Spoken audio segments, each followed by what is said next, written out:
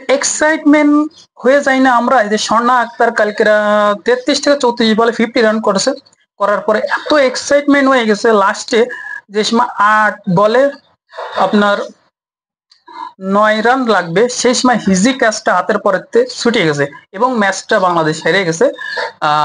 Bangladesh 232 run করেছিল, south Africa 235 run করে নেয়, 7 উইকেটে পড়ে গেছিল, অনলি 3 উইকেটে উইন আছে সাউথ আফ্রিকা।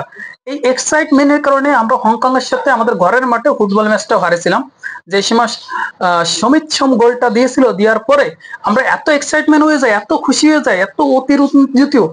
এরপর আমাদের মনে নেই যে আমাদের হাতে আরো 2টা মিনিট আছে, এই 2টা মিনিটের ভিতরে আমাদের আরো গোলটা শুধাই দিল এবং হংকং কাছে আমরা হারলাম।